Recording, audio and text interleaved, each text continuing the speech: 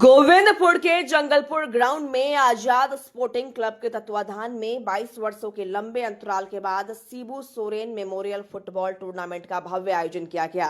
इस खेल महोत्सव में राज्य के मंत्री सुदीव सोनू बतौर मुख्य अतिथि शामिल हुए। कार्यक्रम में उनके साथ विधायक मथुरा महतो, चंद्रदेव महतो, मन्नू आलम सहित बड़ी संख्या में जनप्रतिनिधि, खेल प्रेमी और स्थानीय लोग मौजूद रहे। फाइनल मुकाबला बरवा और तेतुलिया टीम के बीच खेला गया, जिसमें शानदार प्रदर्शन करते हुए तेतुलिया की टीम 3-1 से जीतकर विजेता बनी। विजेता टीम को 5 लाख जबकि उप विजेता टीम को 3 लाख की पुरस्कार राशि प्रदान की गई। रोमांचक मुकाबले ने दर्शकों को अंत तक बांधे रखा। मीडिया से बातचीत में सुदीव सोनू ने कहा कि इस क्षेत्र की बहुत पुरानी मांग +2 उच्च विद्यालय की रही है, जिसे सरकार गंभीरता से ले रही है। उन्होंने भरोसा दिलाया कि अगले वर्ष तक विद्यालय का निर्माण पूरा कर उद्घाटन किया जाएगा। इससे क्षेत्र के बच्चों को शिक्षा के लिए दूर दराज भटकना नहीं पड़ेगा। वहीं विधायक मन्नू आलम ने आयोजन की सफलता के लिए आजाद स्पोर्टिंग क्लब और सभी सहयोगियों को साधुवाद दिया। उन्होंने कहा कि अब तक बच्चों को हाई स्कूल की पढ़ाई के लिए कई किलोमीटर पैदल जाना पड़ता था, लेकिन विद्यालय बनने से इस समस्या से स्थायी निजात मिलेगी। टूर्नामेंट ने न सिर्फ खेल प्रतिभाओं को मंच दिया, बल्कि क्षेत्र में उत्साह और एकता का संदेश भी दिया। और इस आयोजन से खेल प्रतिभाओं को कहीं न कहीं बेहतर मुकाम मिला है। तो इस आयोजन के बारे में पहले क्या कहेंगे? देखिए, आयोजन क्लब वालों ने किया था। आजाद स्पोर्टिंग क्लब ये 50 साल पुराना क्लब है। हम लोग छोटा थे तब ये आजाद स्पोर्टिंग क्लब बना था, और इसमें हम लोग हाफ पैंट पहनते थे। तो जब खेला होता था RS कुमार वगैरह में, तो हम लोग वहाँ जाते थे खेल देखने के लिए। और ये आज़ाद स्पोर्टिंग क्लब हम लोग का बहुत पुराना है। और ये खेल के आयोजन जो है, हम तो बोले कि 2002 में 1 किलो 30 ग्राम चांदी प्रथम पुरस्कार माननीय गुरुजी मुख्य अतिथि थे। बस 22 साल बाद ये खेला हुआ। आज बहुत लोगों ने खेल के प्रति बहुत कुछ कहा। ये खेल समापन नहीं होगा, इतना बड़ा प्राइज दे नहीं सकेगा, ये होगा वो होगा, बहुत कुछ विवाद भी हुए।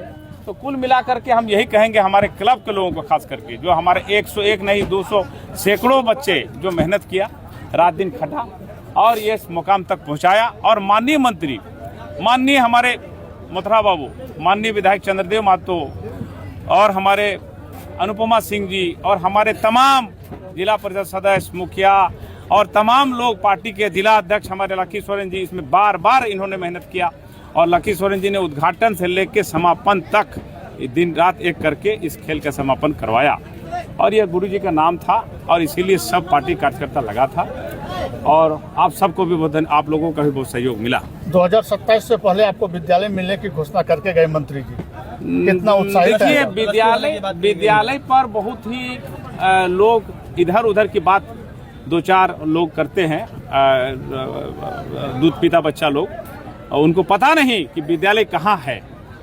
रिजर्व बैंक देवली में नहीं है, रिजर्व बैंक ऑफ इंडिया दूसरी जगह है, और स्विस बैंक भी यहाँ नहीं है, मगर देवली कोई रिजर्व बैंक बना देता है। जानकारी अभाव है कि स्कूल कैबिनेट मंजूरी देता है, ना कि फेसबुक और व्हाट्सएप और गांव में 2-4 लड़का इधर उधर का। इसलिए हम जानते हैं कि स्कूल कौन दे सकता है। बहुप्रतीक्षित मांग थी, पूरा हुआ। इस पर आज माननीय मुख्यमंत्री के ये बहुत ही करीबी मंत्री हैं। मंत्री तो हैं और भी मंत्री हैं, पर ये एकदम खास हैं, इसीलिए खास को ही बुलाए हम लोग। और पूरा आशा नहीं, पूरा विश्वास है कि हाई स्कूल की जो समस्या जंगलपुर में है, इसका आज अंत हुआ। अब स्कूल बनेगा नहीं, बिल्कुल बनेगा। मंत्री ने कह दिया कि अगले वर्ष तक स्कूल का उद्घाटन करने मैं आऊंगा। ये मंत्री ने कहा, मैंने नहीं। आप लोग ठीक से सुन लें। और स्कूल ही नहीं, यह चौमुखी विकास जो हमने पढ़ा, अभी एक लिस्ट आप लोगों को सुनाने के लिए। 40 साल में ये रोड नहीं बना था। ये देवली से जो रोड देख रहे हैं PCC, ये नहीं हुआ था। सरकार डी से शिवपुर नहीं बना था। अपना नर्सिंग होम इमामुद्दीन का नहीं बना था। गोपटोला रोड कभी जिंदगी में नहीं बना था। आज इतना काम हो रहा है।